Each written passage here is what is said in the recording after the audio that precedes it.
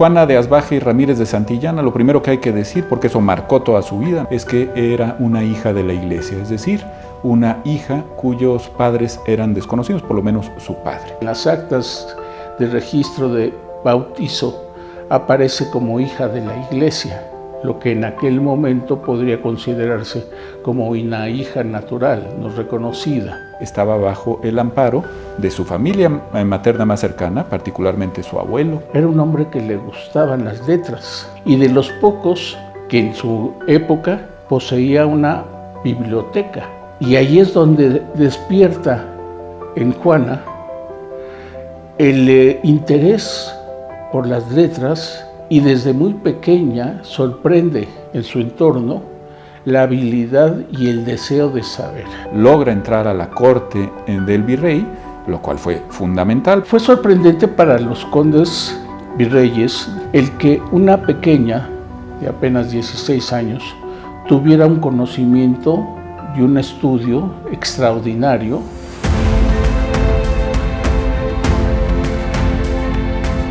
Tiene varios documentos el acervo histórico del Archivo de Notarías, actas, pero todas van relacionadas precisamente con su vida dentro del convento.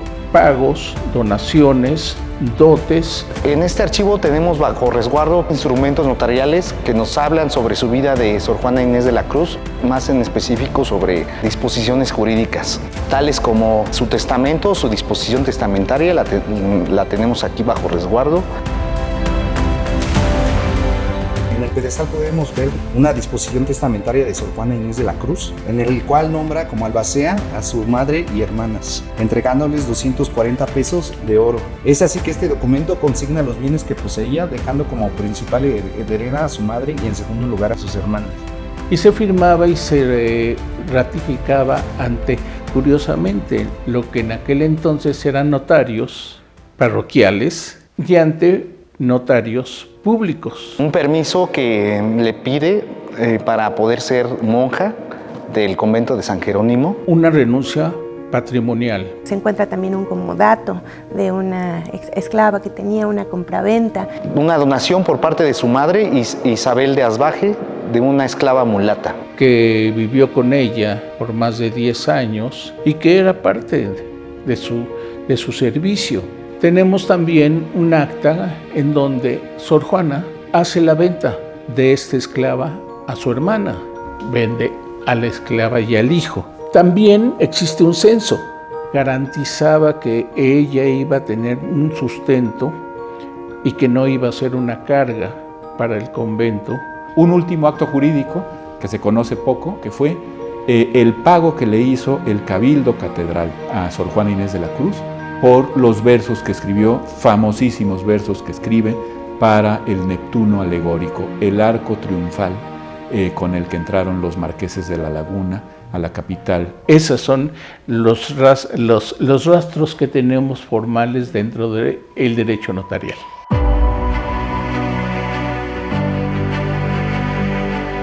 Pues ella, era una mujer muy culta. Ella principalmente lo que defendía el conocimiento.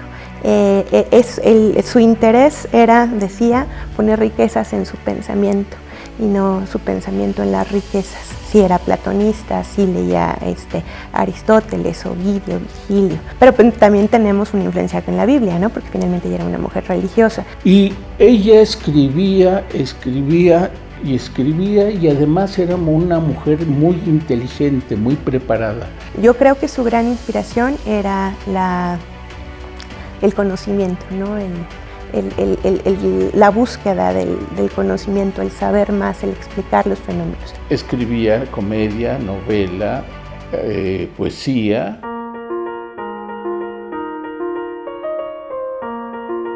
El derecho pasó tangencialmente por su vida, no fue una de sus pasiones, pero la conocía como espíritu universal que era. No pudo hacer estudios universitarios, como es conocido. Estaba vedada la universidad a las mujeres. Como es evidente, pues Sor Juana no pudo estudiar teología, no pudo estudiar filosofía, y sin embargo fue una enorme autodidacta. Sor Juana sabe perfectamente quiénes fueron los grandes legisladores de la antigüedad. Y luego habla del corpus juris civilis. Esto es una cosa que incluso los abogados las juristas de hoy no conocen o no conocen a profundidad. Sor Juana lo conocía, el triplicado digesto, las pandectas, y luego se mete con el otro derecho, el derecho canónico. Y aquí habla de las constituciones o decretales de Gregorio IX, de las institutas, esto es civil, de Gallo, los concilios de obispos, las extravagantes, todo eso está mencionado por Sor Juana. En cuanto a la profesión notarial, Sor Juana sí hace la apología y dice que no esté en el Parnaso sin vuestra fe de registro,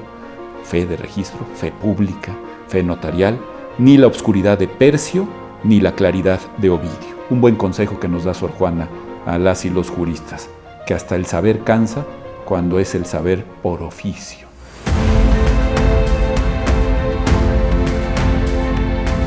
Sor Juana rompía las reglas de lo que debería de ser una monja. La gran crítica que le hacían a ella es: tienes que separarte de lo profano e ir a platicar acerca de lo religioso. Las personas que la apoyaban, como su confesor, el padre Núñez de Miranda, o el mismo obispo de Puebla que la apoyó en su momento, podríamos decir, se separan un poco y también tratan de encauzarla a lo que debería de ser una buena monja. Fue un enfrentamiento hacia aquellos que desgraciadamente se oponían a que una mujer lograra tener un éxito. Es por eso que ella hace este acto de abdicación, ¿no? De decir, vamos a dejar las letras. Ella renuncia a las letras, renuncia a su libro. Y vino una de las grandes tragedias de la cultura mexicana, como la llama José Emilio Pacheco, que fue la requisa, el embargo de la biblioteca de Sor Juana, que ordenó el arzobispo Aguiar y Seijas ya hacia el final de la vida de nuestra 10ª musa. Renueva sus votos y se dedica a la vida monástica. Y se asume ya como la peor de todas. Un desenlace muy, muy triste de una gran mujer. Ya sin sus libros, además de la depresión, bueno, conocemos cómo fue infectada en la ayuda que prestaba como monja jerónima. Atendiendo a las monjas, a las religiosas de su convento, es contagiada y fallece también.